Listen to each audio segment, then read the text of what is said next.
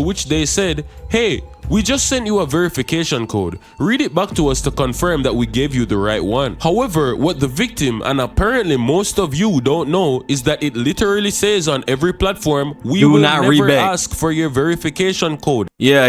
Don't share with anyone. Don't share with anyone. You're not supposed to read that code back. Oh, they cooked me. Oh my God. Oh my gosh, they cooked me. Oh my goodness. I don't answer no calls, bro. If somebody tell I'm hacked, I'm like, yep, let them take it. Let them take it. You feel me? I ain't catching me. All right, y'all. Listen, I got a video from Dance Hall Decoded. How this kid scammed $238 million. Do not attempt.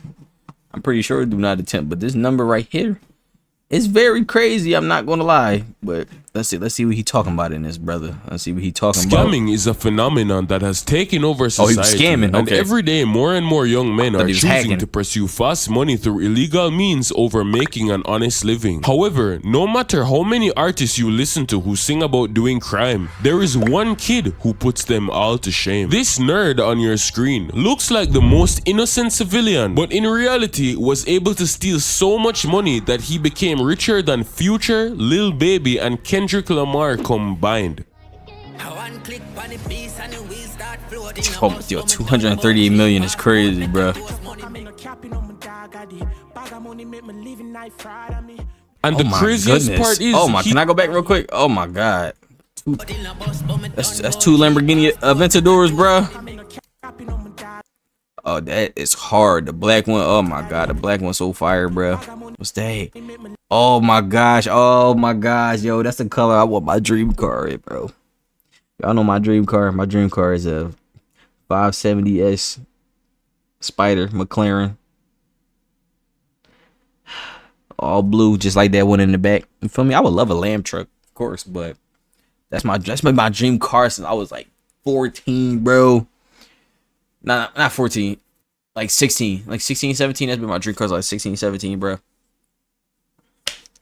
Need that, but that's blue. That's the color I want my car in, bro. That's so hard, bro. Oh my goodness. And the craziest part is he stole all of this money in just one phone call. Oh my God, $242 million.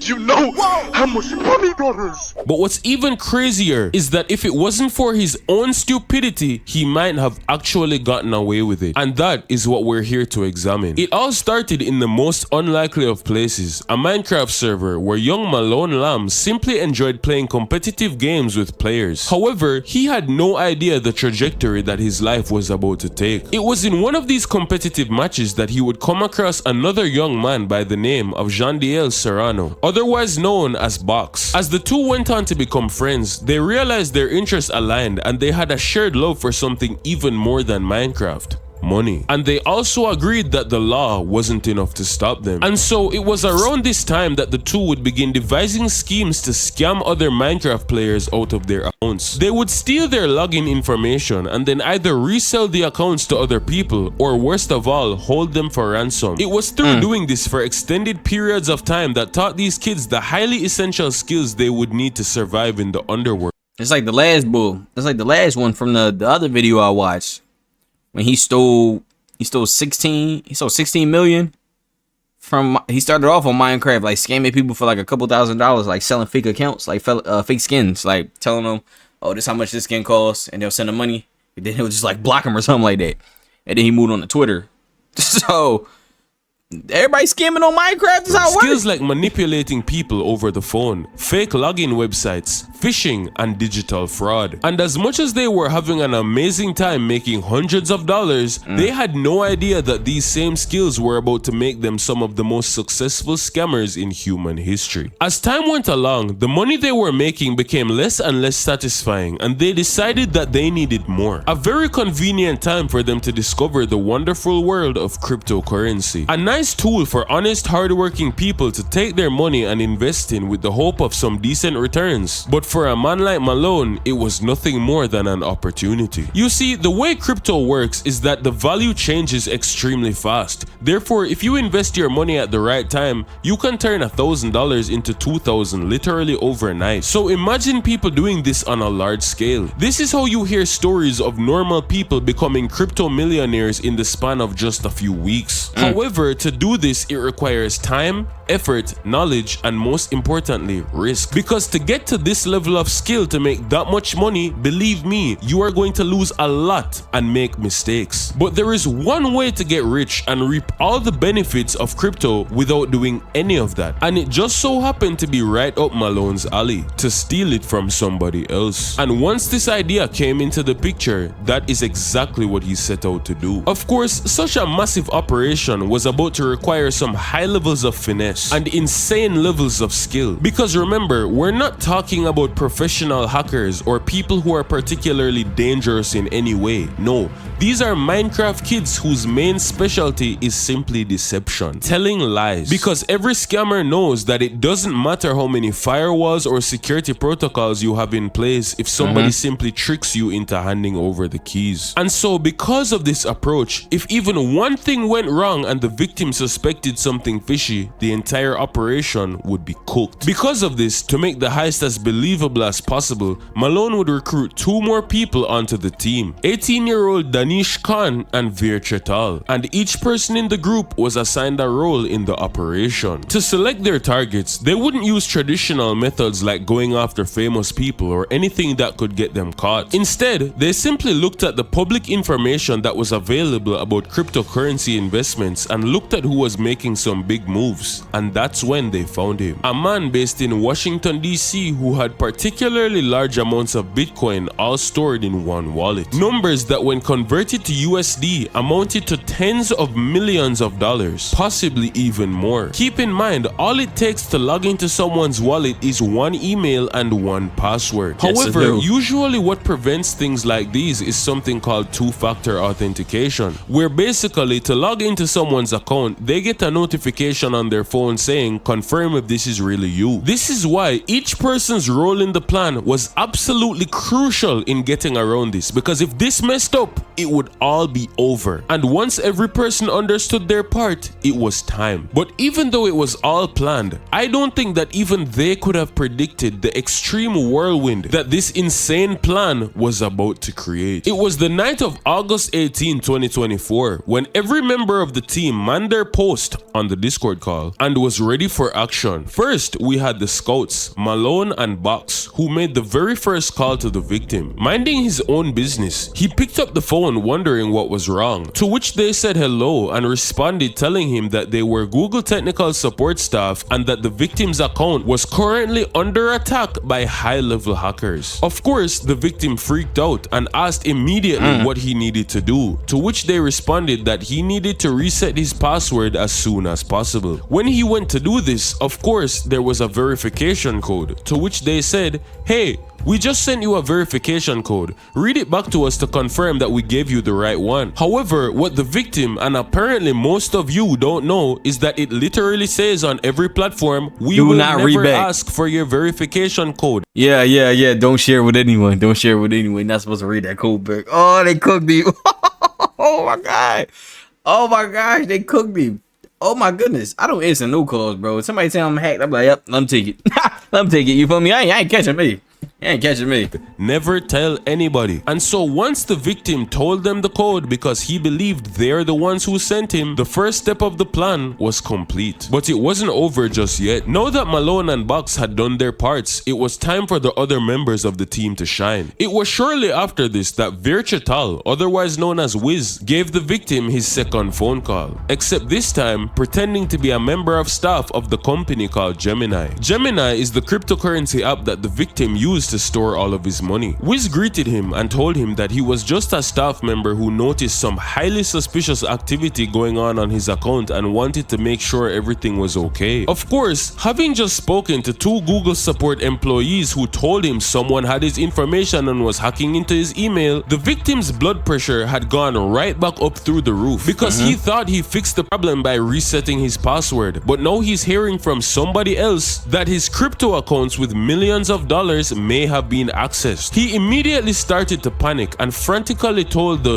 Gemini support man everything, to which he simply responded that there is one solution to the problem. If the account is really under attack, he can share his screen and he will guide him through the process of transferring funds to a different, fully secure account. Of course, the victim was extremely thankful and was immediately ready to do anything that Wiz asked of him, including downloading AnyDesk. Now, for those of you who don't know, AnyDesk is a software that allows somebody else to consensually take control of your computer from a remote location. Typically used to help out other people with technical issues or collaborate on projects, it can be a really useful tool. However, in the hands of the wrong people can become a deadly weapon. And the second that man downloaded the software onto his computer and accepted the request to share screens, it was game over. Of course, he didn't know that though, and the victim continued to sit on the call as the tech support claimed to be helping him, but instead what Wiz was doing was looking through his accounts to find his information, and eventually he came across the Holy Grail. Every Bitcoin wallet has something called a private key, which basically functions as the mother of all passwords, and once he stumbled upon that, he knew that both he and his friends' lives were about to change forever. Definitely. After the call with the victim, they went their separate ways, with an unsuspecting man not realizing that he had literally just given away his life savings. And in just a few clicks, the entire fortune of 44,000 Bitcoin was immediately transferred out of the account and given to the gang. And when converted to US dollars, that amounts to over 238 million. They even recorded their exact reaction the moment it happened. Oh, wow. No way. No f***ing way. I see it, bro. It's on the blockchain. It's on the blockchain. No way. My God! Oh my God! And I'm not going to lie, as much as they did a very bad thing, I can't help but wonder just how excited they must have been in this moment. Going from fucking like $1 in your bank account to $238 million split between, I don't know how many people, like 3 people, maybe 3, 4 people. That's still like, I gotta do the math on that, bro. I want to see if they was to split that joint down the middle. I think it would say it was 3 people, right? I just want to see how much that would be divided by 3 people. That is 79. That's 79. Oh my gosh, that is $79 million. Goodness, per person. That's still a lot. From broke college students to having more money than most celebrities will ever see in their lives. However, there was one man in the group who was a bit more excited than the others. And it would be these very feelings that would eventually lead to their massive, excruciating downfall. The money had just been added to their accounts and they were absolutely losing their minds. Imagine if you had just suddenly attained Drake's level of wealth. However, the time they took to celebrate was short-lived because the plan was not yet done. Exactly 17 minutes after the money was stolen, they began using a tactic known as peel chains, where essentially to launder the money and make it hard for authorities to trace, they would break the money down into smaller and smaller amounts and then exchange them for different cryptocurrencies over and over again. Eventually, after a while of doing this carefully, the trail became so blurred that congratulations, they finally had new clean money that was ready to be spent. And fair enough, like I said, if you became rich tomorrow, you'd probably want to spend it too. But there was one man in the group who had a mission. Perhaps he thought he was living in GTA 5, or he just wanted to enjoy the things he never could. But the second our favorite Minecraft player Malone got his hands on that money, his entire life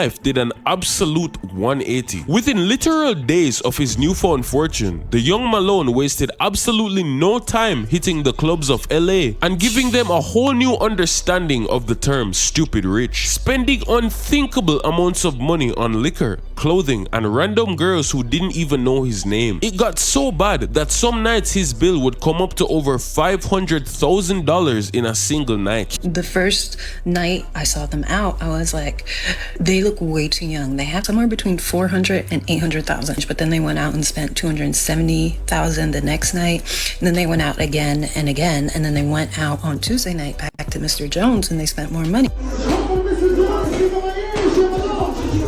Keep in mind, this is the price of a house being spent in a nightclub. He would pay for literally any and everything, from throwing random amounts of money into the crowd for people to get, to buying $1,000 bottles of the most expensive alcohols for every single person. I don't care how rich I am. I don't care. God can throw $1 billion on me right now. I promise the guy, y'all would never see me spend. Y'all probably won't even see me at a club. I might go to a club with my homies, you feel me, just to celebrate, you feel me? Of course. Maybe once in a while. I wouldn't even say I wouldn't go to no club, cause that'd be a lie, you feel me? I might go there, you feel me, have a little fun. But if you think for 1 second, I'm spending $500,000 in a bro, I don't care how much money I got, bro. I don't care if that's like not even a % of my money that I have. You'll never catch me spending $500,000 in a nightclub. Lost your mind. Now, that's not to say I might not spend $500,000 on like a house or like a car or something like that. But in a nightclub, oh, you lost your mind, bro. You lost your mind. I don't care how much money I got in my name. In the club to take home. Some even started calling him the modern day Robin Hood. He even tipped me $2,000. When I tell you the amount of bottles he sent me that I took home, brand new, everything sealed, brand new. However, of course, the club is a mere playground, and of course, the playground eventually gets boring. So when he decided he had enough, Malone did what any normal, rational thinking person would do in this situation.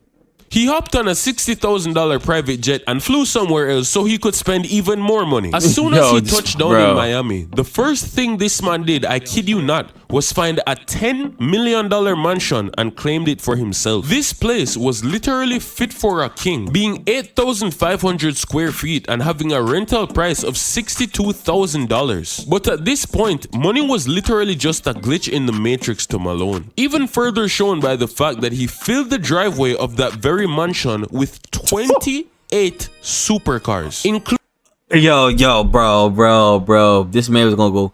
I ain't gonna lie. Even if they didn't catch him, he's gonna go bankrupt. He's gonna go bankrupt even if they didn't catch him, bro. Bro, why do you need 28 cars? Why do you need 28 cars? See, like, I got that much money. I probably do like 3 cars. 3 cars. You feel me? Give me like a truck, like a big truck, you feel me? Like a black truck, you feel me? All my homies can get in. Give me like a 2-seater, you feel me? Little dream car for me, right?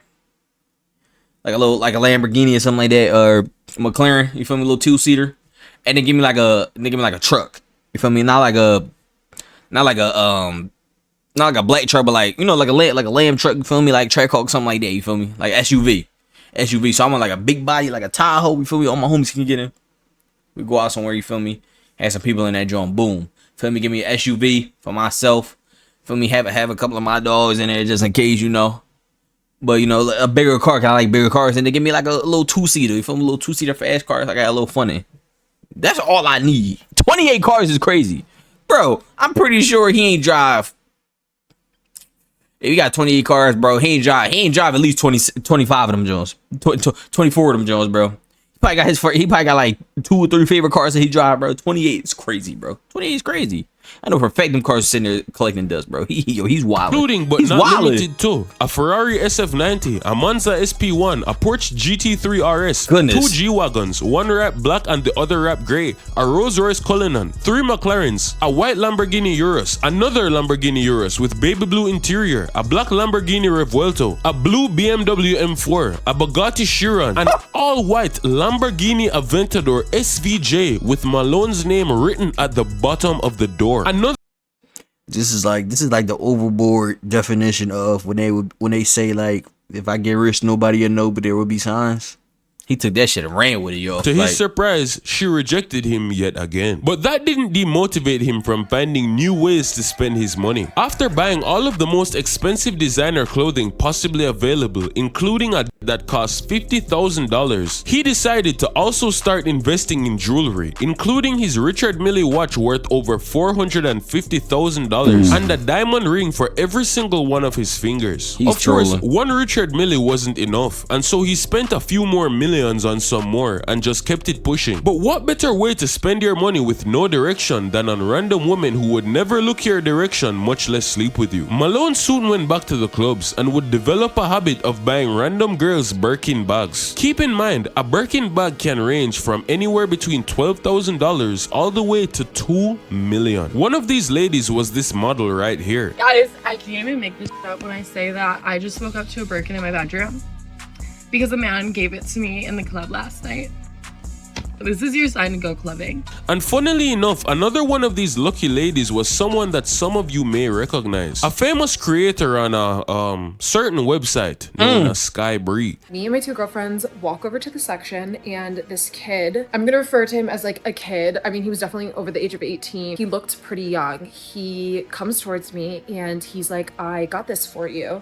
But apparently the industry she's in has already shown her this lifestyle, so I ain't trying to get banned. impressed. I ain't trying to get banned. Beautiful, but to be honest, it's not really my style. But of course, if you're a rational thinking person watching all of this, there are probably a few questions lingering in your mind. And aside from how he was able to provide documents needed to purchase cars and a house, apparently he bought them under company names, not his own, so that was actually pretty smart. The main question I'm wondering is, if we're all seeing this and the people are talking about this and the girls in the clubs are posting about this, if everybody is seeing this, doesn't that also mean the feds are probably also seeing this? Yeah. But it appears that this question did not seem to cross Malone's mind, because as he swiped his card more and more and lived the life of a GTA 6 character before the game is even out, he had no idea that he was already long gone in the crosshairs of a massive takedown that would destroy everything. Taking it back to the night it all started, of course the victim would eventually realize his money was stolen. After reasonable amounts of crashing out, he would immediately alert the authorities. After all, $230 million doesn't just disappear without a trace. However, in this case, it kinda can, because the thing with cryptocurrency is that it's very unregulated, and unlike the formal banking system used by normal people, there are very few actual laws that govern what goes on in the crypto world. Luckily though, there was one man on the scene who could help. A popular online blockchain investigator known as Zach XBT, who was once a survivor of a scam and dedicated his entire life to helping others. As soon as he got wind of the situation, he began tracking the money where he could. However, what really made the connection easy was that at the same time these professionals were trying to figure out where in God's name this money went, some random kid pops out of nowhere with 5 Lamborghinis and a brand new mansion. To make matters worse, Malone's teammates Box and Wiz apparently both messed up the process of money laundering and accidentally exposed their real names in the chat logs. Once the police got wind of this, it was wraps. And without his knowledge, Malone was quickly pinpointed as the ringleader. They carefully planned their moves, and on the 19th of September 2024, exactly 30 days after he became one of the richest men in the world, Malone Lamb would wake up to find his home surrounded by FBI agents. And once they knocked down that door, he might as well have woken up and seen wasted. As they apprehended him and carried him away, he was made to do the walk of shame in front of all of his new rich neighbors, walking down the street covered head to toe in his designer clothing and a pair of handcuffs. Every single thing he ever bought that had even a smidge of value was placed up for auction online as a method of at least attempting to recover some of the money for the victim. And to be honest, based on the fact that the cars were damaged because this kid probably bought them before he even knew how to properly drive, it's clear that most of the value will not be recollected, especially since bars and clubs are not legally obligated to pay back money that they did not know was stolen. Therefore, as much as the victim is getting legal justice, based on how these processes typically go, he will be lucky to even get back half of what was stolen from him. But something tells me that after those 30 days, which were probably the worst nights of his life, enduring extreme mental turmoil and the possible self-deletion thoughts that would come with losing $230 million,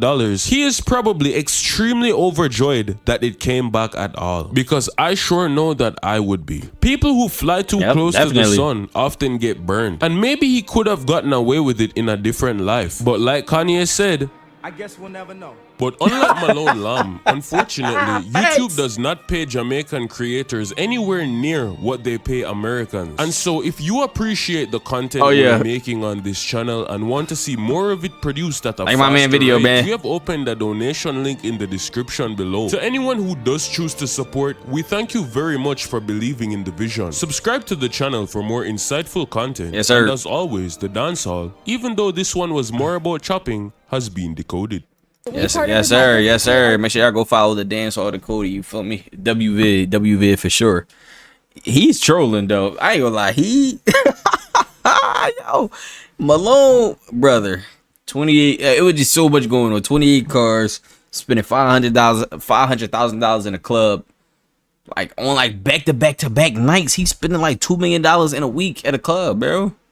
Spending money on girls. Sky Brady posting about it. GG's, bro. GG's. I want to see how much time he got, bro, because I know for a fact he ain't getting out. I don't think they'll give him life, but like he's getting some years though for sure. Ski, and he was like 18 or something like that. So yeah, they charged that man as an adult. GG's to Malone, brother. Feel me? Feel me for you though. For you though. But yeah, that's the end of the video, man. Make sure y'all like, comment, subscribe. I would not appreciate y'all for tapping in every single day, man. I gotta get up out of here because I got some more videos to film before this day is over with. But yeah, love y'all boys, man. Catch you next video, bro.